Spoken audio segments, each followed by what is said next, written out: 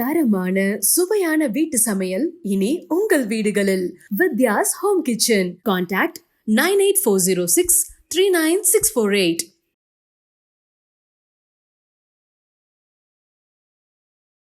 ஒரு விஷயத்த தெளிவாக எழுதி வச்சுங்க. எங்கள் அப்பா கட்டின வீடு, எங்கள் அம்மா கட்டின வீடுனா நீங்களே ஒரு திருப்பதியில் நாமத்தை போட்டுக்கின்னு, ஏன்னா பசங்க லைஃப் போயிடும். வேணான்னா வேணாதான், தப்புன்னா தப்பு தான். அதை ஏன் புரிஞ்சிக்க மாட்டேறீங்க? நிறைய பேர் இப்பயும் ஊரில் எனக்கு சென்டிமெண்ட்டாக வீடணும், பூர்வீகமே சரி இருக்காது, அங்கே போய் ஊரில் வீடு கட்டி என்ன பண்ண போகிறேன்? அப்போ நீங்கள் சொன்ன மாதிரி இப்போ பரம்பரை வீடு வந்து நிறைய பேருக்கு எமோஷனல் ரொம்ப கனெக்டான விஷயம் இல்லையா? ஸோ அப்போ அந்த இடத்துல தரைமட்டம் ஆக்கிட்டு அதே இடத்துல வேற வீடு கட்டிக்கலாம். தாராளமாக தரைமட்டம் ஆக்கிட்டு வீடு கட்டிக்கலாம். வீடு தப்பா இருந்தா, வாஸ்துவை பொறுத்த வரைக்கும் நீங்கள் நல்லா வாழணும் அப்படின்னா நீங்க நல்ல செயல் செய்யணும். படிக்கும் போதே பிரச்சனை, வேலை கிடைக்கல, கல்யாணம் ஆகி டிவோர்ஸு, பண பிரச்சனை, கடன் பிரச்சனை, இதெல்லாம் உள்ள வந்துச்சுனாலே அங்கே வாஸ்து வேலை செய்யணும். இந்த பிரபஞ்சம் ஒரு பெரிய கால்குலேஷன். எல்லாருமே நல்லா இருந்தா டாக்டர் எதுக்கு, வக்கீல் எதுக்கு, போலீஸ் எதுக்கு? ஒரு வாழ்க்கையில ஜெயிக்கணும்னு முடிவு பண்ணிட்டா அவன் எடுக்கிற முடிவு சரியான முடிவா இருக்கும், தீர்க்கமான முடிவா இருக்கும். என்ன சொன்னாலும் கேட்பாங்க. ஒரு வீட்டுல வந்து கடன் பிரச்சனை அதிகரிச்சுட்டே வருது அப்படின்னா அதுக்கு எதனாச்சும் இந்த இடம் இருக்கு. கடன் பிரச்சனைனா கத்துக்கணும். இது வந்து முக்கியமான விஷயம். வாஸ்து படிப்பதல்ல, கத்துக்கொள்வது. ஒருத்தவங்களோட வாழ்க்கையில போய் நம்ம வந்து இருக்கக்கூடிய பிரச்சனையை சரி செய்ய போறோம். அப்ப எவ்வளவு விஷயம் நம்ம நுணுக்கமா தெரிஞ்சுக்கணும்.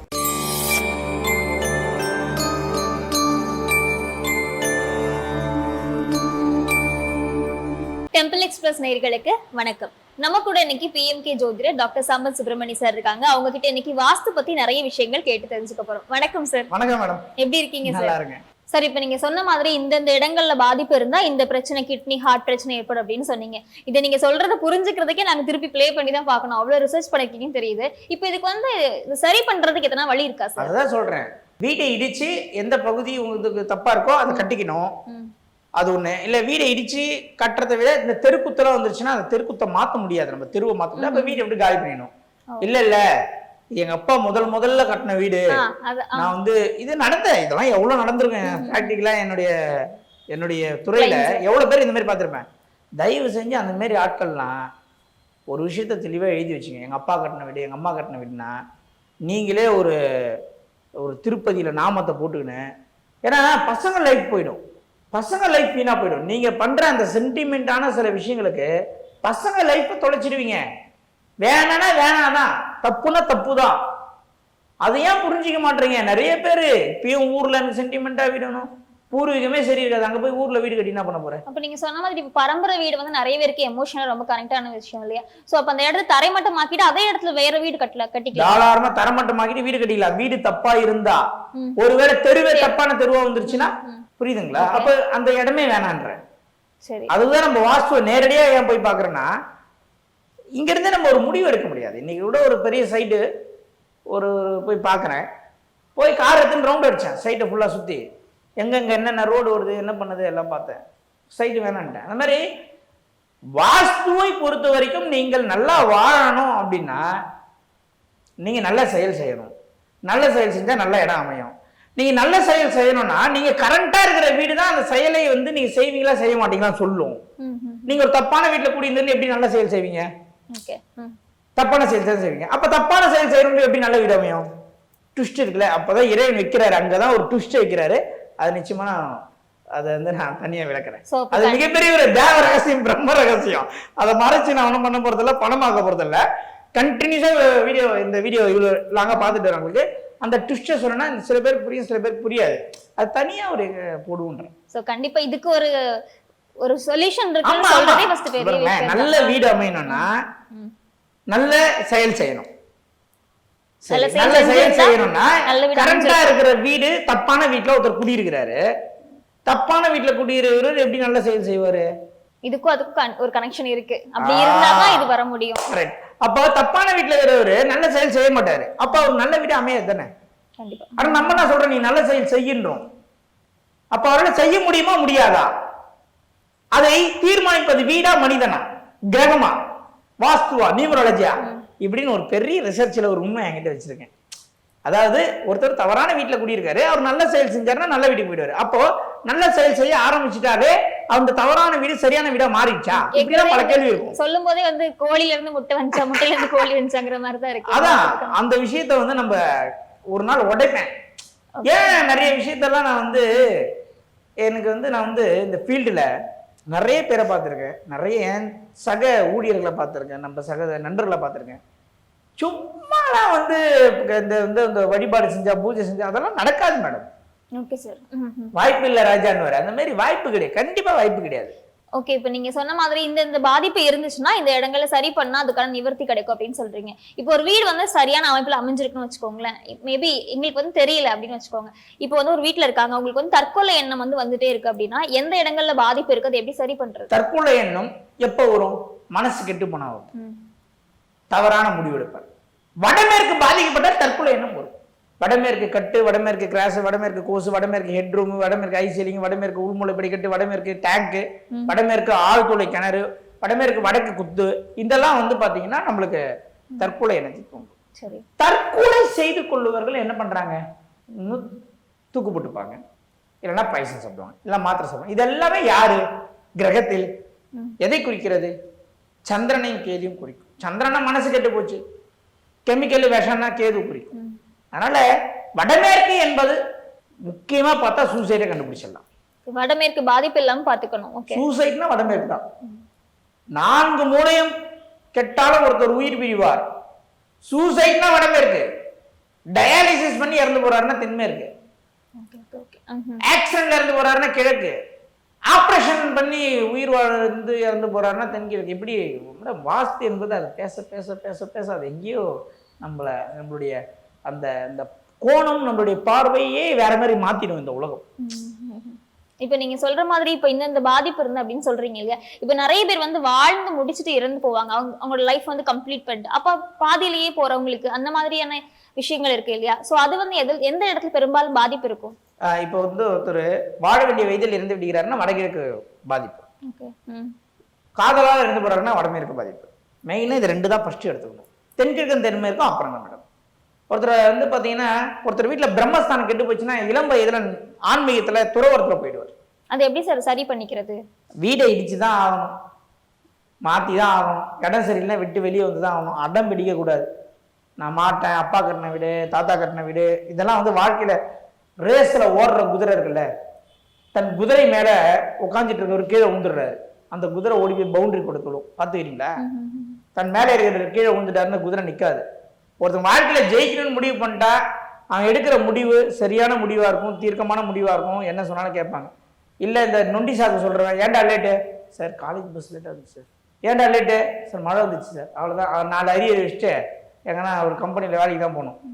சரி சரி, இப்ப நீங்க சொல்ற மாதிரி இப்ப நிறைய பேர் வந்து இப்ப எதனா ஒரு கால் தடுக்கி விழுந்தாலோ, எதனா ஒரு ஒரு சின்ன ஆக்சிடென்ட் நடந்தாலோ யாருமே உடனே வாஸ்து கூட கனெக்ட் பண்ணி பார்க்க மாட்டாங்க. எதனா ஒன்று நடந்திருக்கும், அவ்வளவுதான், போயிருவாங்க. சோ இப்போ வாஸ்துல தப்பு இருக்கு அப்படின்னு தெரியறவங்களுக்கு ஓகே, அதை சரி பண்ணிப்பாங்க. வாஸ்துல தப்பு இருக்குன்னு தெரியல அப்படின்னா அவங்க என்ன பண்ண முடியும்? இந்த மாதிரி வீடியோ பார்க்கணும். ஓகே, அது எப்படி என்ன சிம்டம்ஸ்லாம் அவங்களுக்கு வரும்னு சொல்லுங்க. நிறைய உடல் ரீதியா பாதிக்கும், மன ரீதியா பாதிக்கும், பொருளாதார தடை ஏற்படும். ஒருத்தன் லைஃப்ல பிறந்தோம், சாப்பிட்டோம், ஸ்கூல் போனோம், காலேஜ் போனோம், வேலை கிடைச்சது அப்படின்றவங்களுக்குலாம் விட்டுடலாம். படிக்கும் போதே பிரச்சனை, வேலை கிடைக்கல, கல்யாணம் ஆகி டிவோர்ஸ், பண பிரச்சனை, கடன் பிரச்சனை, இதெல்லாம் உள்ள வந்துச்சுனாலே அங்கே வாஸ்து வேலை செய்யணும் இருக்கும்.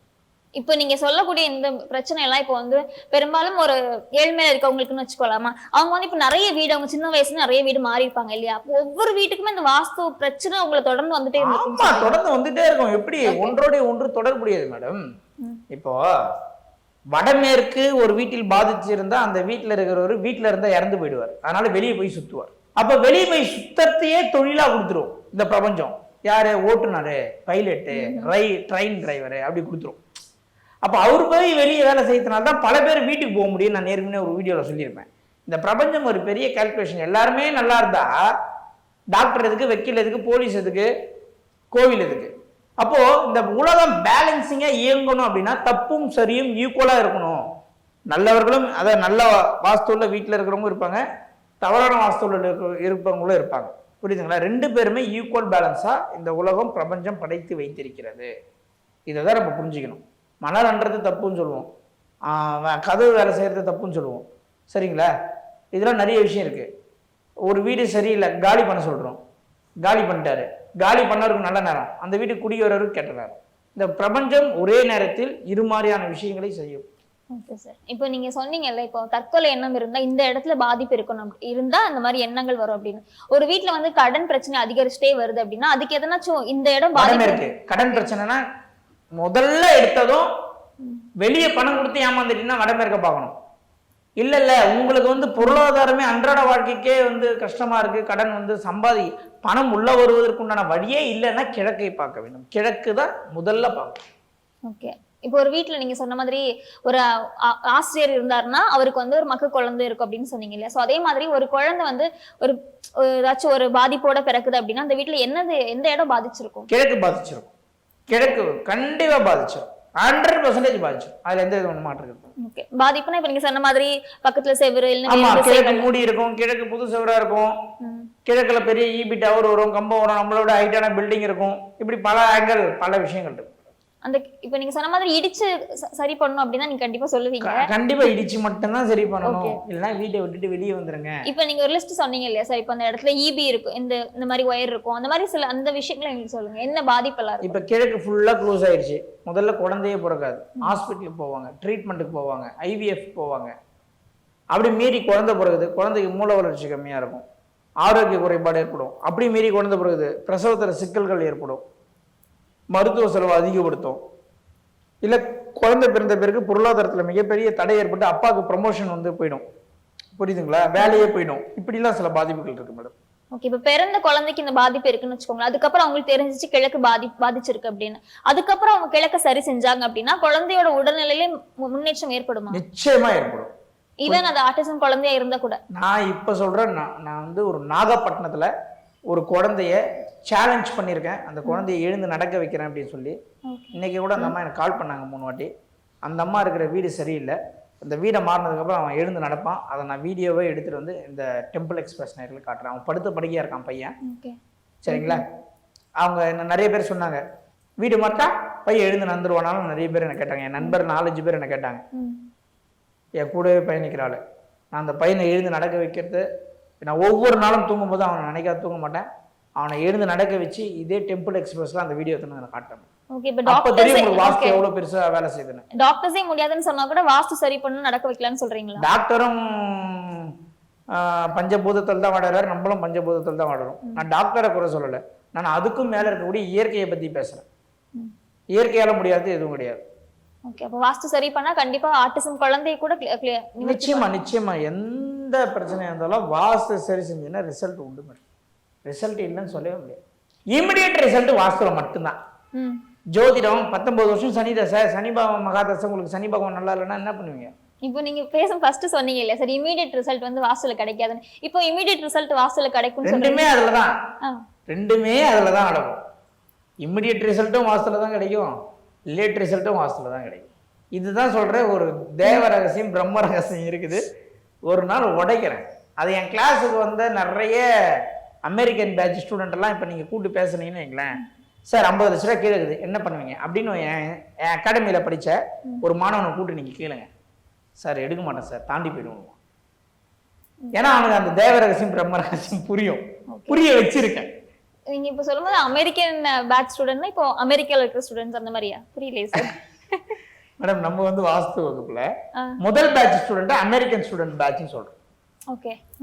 அதனால அவங்க வந்து அமெரிக்கால எத்தனை பேட்ச் இருக்கு சார்? மொத்தம் 5 பேட்ச் மேடம். ஒரு இயருக்கு முதல்ல ஒரு இயர்க்கே 5 பேட்ச் தான். Okay okay. அது ஒரு இயர்க்குன்னு சொல்லலாம், இல்லைன்னா 2 இயர்ஸ் கூட சொல்லலாம். ஏன்னா அடுத்த வருஷம் நம்ம 2026ல கிளாஸ் எடுப்போமா, இல்லையே இதே 5 பேட்ச் இன்னும் ட்ரைன் பண்ண போறோமான்னு யோசிச்சுட்டு இருக்கோம். எத்தனை பசங்க இருக்காங்க சார்? இப்போ நீங்க சொன்ன அமெரிக்கன் பேட்ச்ல வந்து பாத்தீங்கன்னா 32 ஸ்டூடெண்ட் இருக்காங்க, 32 மாணவர்கள் இருக்காங்க. அடுத்தது வந்து துபாய் பேட்ச்னு ஒரு பேட்ச். இப்போ நீங்க சொல்லும்போது இப்போ அமெரிக்கன் துபாய்னா நீங்க பேசும்போதே கண்டிப்பா ரீசன் இருக்கு. அமெரிக்கன் பேட்ச்னு வைக்கிறதுக்கு ரீசன் என்ன இருக்கு? அதாவது நம்ம எடுக்கிறது வாஸ்து கிளாஸ். ஆதிரான்றது பெண் பேரு. ஓகே. வாஸ்துனா பெண்ணு, பூமினா பெண்ணு, அது ஒரு கான்செப்ட். ரெண்டாவது 5 பஞ்சபூதம் தான் வாஸ்துல வேலை செய்யுது. நிலம், நீர், காற்று, நெருப்பு. நீர்னா அமெரிக்கான்னு சொல்றேன், சார் நீர்னா எப்படி அமெரிக்கன் சொல்றீங்க, அப்ப நான் இந்தியாவில் தண்ணி இல்லையான்னு கேட்காதீங்க தலைவா. இந்தியாவை அடிப்படையாக கொண்டு நாம் பார்க்கும்போது நம்மளுக்கு நார்த் ஈஸ்ட்ல யூஎஸ் வர்றதுனால வைக்கிறோம். துபாய்னா பாலைவனம், புரியுதுங்களா? இந்தியானா அக்னி தத்துவம், இப்படி எடுத்து ஆகாஷ்னா ஆகாயம், ஆகாய தத்துவம், இப்படி வச்சு பஞ்சபூதமும் வரணும், அதுல பெண் பேரும் வரணுன்றதுக்காக நம்ம ஆதிரான் பேரை செலக்ட் பண்ணி A batch American student, D batch Dubai student வச்சிருக்கோம் madam. Next sir I for India, R for Rwanda, A for Akash. இந்த 5 பேட்ச் ஸ்டூடெண்ட்டையும் இந்த செதுக்க போறேன். மகாபலிபுரம் போனீங்கன்னா சில செதுக்குவாங்கல்ல, அந்த வேலை தான் இப்ப நான் பண்ண போறேன். செதுக்கி செதுக்கி செதுக்கி இப்ப நான் எப்படி பேசுறேன், நான் இல்லாவிட்டாலும் என் மாணவர்கள் இந்த மாதிரி பேசணும். அப்ப ஃபர்ஸ்ட் பேட்ச் முடிஞ்சிச்சு. ஃபர்ஸ்ட் பேட்ச் பர்ஃபெக்ட்டா முடிச்சு ஃபைல் பண்ணி வச்சிருக்கேன். அப்ப இப்ப நம்மளோட வீடியோ பாக்குற யாராச்சும் உங்க பேட்ச்ல ஜாயின் பண்ணா செகண்ட் பேட்ச் ஜூலை 12, 13 ஜூலை 12, 13 ரெண்டாவது பேட்ச் ஸ்டார்ட் ஆகுது. ஓகே, ரெண்டாவது பேட்ச் ஸ்டார்ட் பண்ணி முடிச்சதும் மூணாவது பேட்ச் ஸ்டார்ட் ஆகும். 5 பேட்ச் ஓவராலா முடிச்சிருவேன். ஓகே, இப்ப ரெண்டாவது பேட்ச்ல ஜாயின் பண்றதுக்கு அவைலபிளா இருக்கு. இப்ப ரெண்டாவது பேட்ச் ஓபனிங். ஓகே, நீங்க வந்து படிக்கிறன்றவங்க ரெண்டாவது பேட்ச்ல ஜாயின் பண்ணிக்கலாம். 5 பேட்ச் ஓவராலா முடிஞ்சதுன்னா என்ன பண்ண போறோம்னா ஒரு பஸ் எடுப்போம். அதுல பிஎம்கே வாஸ்து அகாடமி மாணவர்கள் வாஸ்து பயணம் ரிசர்ச்னு பேனர் ஓட்டுவோம். கிராமத்துக்கு போவோம், ஊருக்கு போவோம், திருநெல்வேலிக்கு போவோம், நாகர்கோவிலுக்கு போவோம், மார்த்தாண்டம் போவோம், மதுரைக்கு போவோம். போய் ஒரு கிராமத்துக்கு போய் உட்காருவோம், ஒரு மரத்தடியில் உட்காந்து வாஸ்து பத்தி பேசுவோம். இந்த ஊர்ல இருக்கிற இந்த பாட்டியே இன்னும் இப்படியே வாடுறாங்க, இவங்களுக்கு ஏன் ஆயுள் இவ்வளவு தூரம் இருக்கு, இந்த வீட்டுல இருக்கிறவர் ஏன் குடிக்கிறார், இந்த வீட்டுல இருக்கிறவர் ஏன் டிரைவர், வாங்க வெளியூர் பயணம். இப்போ கார் ஓட்டுவது எப்படி அப்படின்னு மேனுவல் புக் ஒன்று தரேன், நீங்க ஃபுல்லா படிச்சுட்டு காலைல கார் ஓட்டுங்க. சென்னையில போய் ஓட முடியுமா? இல்ல முடியுமான்னு கேக்குறேன். முடியாது, கண்டிப்பா. எல்லாம் வச்சுட்டு கார் கீ எப்படி ஓபன் பண்றதுன்னு தெரியாது போயிடும். புரியுதுங்களா? என்னடா இந்த மேனுவல் புக்ல இது கொடுக்காத போயிட்டானே, சமையல் செய்வது எப்படி, ஆன் பண்றது எப்படி சொல்லக்கூடியா? புரியுதுங்களா? அதனால என் மாணவ இப்பவே நானு ஏ பேட்ச் அமெரிக்கன் பேட்ச் இறக்கி விட்டா களத்துல விளையாடுவாங்க. நீங்க இப்ப சொன்ன மாதிரி இப்ப நம்ம வீடியோ வந்தாலே இப்ப துபாய் பேட்ச் உடனே ஃபுல் ஆயிடும்னு. ஆமா, துபாய் பேட்ச் வரட்டும், அது இந்தியா பேட்ச் வரட்டும், அப்புறம் ருவாண்டா வரட்டும், ஆகாஷ் வரட்டும். சின்ன டவுட் இருக்கு சார், இப்ப துபாய் பேட்ச் இப்ப உண்மையிலே உங்களோட ஸ்டூடெண்ட் வந்து துபாயில இருந்து பாத்துட்டு இருக்காங்க அப்படின்னா ஆஃப்லைன் கிளாஸ் அவைலபிளா, ஆன்லைன் கிளாஸ் அவைலபிளா? நான் ஆன்லைனுக்கு முக்கியத்துவம் கொடுக்கறதுல கொடுப்பேன். எப்ப கொடுப்பேன்னா இந்த 5 பேட்ச் முடியட்டும், அதுக்கப்புறம் ஆன்லைன்ல படிக்கணும்னு நினைக்கிறவங்க ஒன்லி ஃபார் வெளிநாடு. ஏன் உள்நாட்டுல இருந்து உங்களால டைரக்டா வர முடியாதுன்னா வராதிங்க. நான் சொல்றேன், நான் படிக்கணும், நான் தெரிஞ்சுக்கணும், ஆனா வரமாட்டேன், வீட்லயே இருந்து ஆன்லைன்ல தான் படிப்பேன் நீங்க நினைச்சீங்கன்னா ஒன்னு தேர்ந்தாதான் உனக்கு கிடைக்கும். நீ வந்து முதுகு வலிக்க 12 மணி நேரம் உட்காந்து நீ படி, அதுவே உனக்கு கஷ்டம்னா அப்ப நீ வராத. ஏன்னா ஒரு விஷயத்தை இழக்கணும் மேடம், கத்துக்கணும். இது வந்து முக்கியமான விஷயம். வாஸ்து படிப்பதல்ல, கத்துக்கொள்வது. ஒருத்தவங்களோட வாழ்க்கையில போய் நம்ம வந்து இருக்கக்கூடிய பிரச்சனையை சரி செய்ய போறோம். அப்ப எவ்வளவு விஷயம் நம்ம நுணுக்கமா தெரிஞ்சுக்கணும். நீங்க சொல்றதுலே தெரியுது சார். இப்ப நிறைய பேர் வந்து ஏதாவது ஒண்ணு பண்ணி என் கிளாஸ்ல வந்து ஸ்டூடெண்ட்ஸ் வந்தா போதும் அப்படின்னு சொல்லுவாங்க. இப்ப நீங்க சொல்லும் போதே உன்னால முடியலையா, நீ வராத அப்படின்னு சொல்லும்போது நீங்க வந்து வாங்க படிங்க சொல்லிட்டு நாளைக்கு வந்து நான் ப்ராக்டிக்கல் வெளியே கூட்டு போகும்போது சார் நான் வர முடியாது சார் சொல்றவங்க எல்லாம் இப்பயே வேண்டாம். நீங்க அதை எவ்வளவு சீரியஸா எடுத்துக்கிறீங்க, உங்களோட ஞானத்தை எப்படி மத்தவங்களுக்கு கடத்தணும் அப்படின்னு நினைக்கிறீங்க. நாளைக்கு என் பையன் பிறப்பான், நாளைக்கு எனக்கு கல்யாணம் அவன் என் பையன் பிறப்பான், என் பையன் ஒரு தப்பான வீட்டுல வாசத்துல குடியிருப்பான். நான் செய்தி வைத்த நல்லது, என் ஸ்டூடெண்ட் என் பையனுக்கு குருவா வருவான். என் பையன் என்ன பண்ணுவான், அன்னைக்கு என்னடா இவ்வளவு கஷ்டமா இருக்கு அப்படின்னு நினைக்கும் போது அன்னைக்கு அவனுக்கு தெரியாது நம்ம அப்பா தான் இவருக்கு குருவா இருந்தாரு கூட அவனுக்கு தெரியாது என் பையனுக்கு. ஆனா நான் விதைத்த விதை ஒரு நாள் மரமாக மாறும். அந்த மரத்தின் நிலையிலேயே என் சமுதாயம் வளரும், என் சந்ததி வளரும். அதனாலதான் சொல்றேன், எனக்கு தெரியும் நம்ம என்ன பண்றோமோ அதுக்கு உண்டான தண்டனையும் நம்ம தான் அனுபவிக்கணும், அதுக்கு உண்டான பரிசு நம்மளுக்கு தான் கிடைக்கும். அதனால நான் நல்ல விஷயத்த செய்யணும்னு நினைக்கிறேன். ரஜினி சொன்ன மாதிரி வாழும்போது செத்து செத்து பிழைப்பவன் மனிதனா, வாழ்ந்த பின்னும் பேரை நாட்டி நிலைப்பவன் மனிதனா, பிறருக்காக கண்ணீரும் பிறருக்காக செந்நீரும் சிந்தும் மனிதன் எவனோ அவனே மனிதன் சொன்னான். அதனால மக்களுக்காக நான் செய்யணும்னு நினைக்கிறேன், செய்வேன். அத சாதாரணமா ஒரு கிளாஸ் இல்லாம பிஎம்கே வாஸ்து அகாடமியில படிச்ச அந்த ஆதிரா என்ன சொல்லக்கூடிய 5 பேட்ச் ஸ்டூடெண்ட்டும் வேர்ல்டு வைடு வாஸ்துவே பொய்ன்னு சொல்ற ஒருத்தரையும் கூட அவங்க சொல்ற பாயிண்ட்ல ஆமா ஏதோ வாஸ்துல உண்மை இருக்குன்ற அளவுக்கு என் மாணவர்களை நான் சிற்பமாக செதுக்கி அதுல கண்ணுக்கு மை வைக்கிறதுல இருந்து காதுக்கு கம்பல் வைக்கிற வரைக்கும் நான் அந்த சிலையை உருவாக்கணும்னு முடிவு பண்ணிட்டேன். ஃபுல் ஃபிளட்ஜா இறங்கிட்டேன். இன்னும் கூடிய சீக்கிரம் நீங்க அந்த ஸ்டூடெண்டோடைய அறிவித்திறனை நீங்க இந்த உலகமே பார்க்க மேடம். இப்ப டேட் மட்டும் நீங்க சொல்லிருக்கீங்க ஜூலை 12-13. ஓகே. இந்த டி பேட்ச்க்கு 2 செக்ஷன் நடக்கும். முதல்ல 2 நாள் கிளாஸ் முடிச்சிருவேன். அதுக்கப்புறம் மறுபடியும் இன்னொரு நாள் கிளாஸ் அலௌன்ஸ் பண்ணுவோம் உங்களுக்கு. அதை நான் கிளாஸ்ல இன்ஃபார்ம் பண்ணுவேன். முதல்ல 2 நாள் கிளாஸ் அட்டென்ட் பண்ண சொல்லுவேன். இப்போ ஏ பேட்ச் எத்தனை வந்து இறக்கி விட்டோன்னு வச்சுக்கீங்களேன். இப்போ இந்த இன்டர்வியூல ஏ பேட்ச் ஸ்டூடெண்ட் அமெரிக்கன் ஸ்டூடெண்ட் உட்கார வச்சு வாஸ்து பத்தி கேட்டீங்கன்னு வைங்களேன், நீங்களே மிரண்டுடுவீங்க. சார் 2 நாள் 3 நாள் கிளாஸ்ல எப்படி பேசுறாங்க. அந்த அளவுக்கு நம்ம வந்து பசங்களை உருவாக்கியிருக்கோம், இன்னும் உருவாக்குவோம். மிகப்பெரிய ஒரு மாற்றத்தை நோக்கி நம்ம பயணிக்கிறோம். 2026ல ஆதிரா குரூப்ஸ் அங்கங்க டிராவல் பண்ணும். சொல்ல முடியாது, வெளிநாட்டுக்கே போனாலும் போவோம். கண்டிப்பா.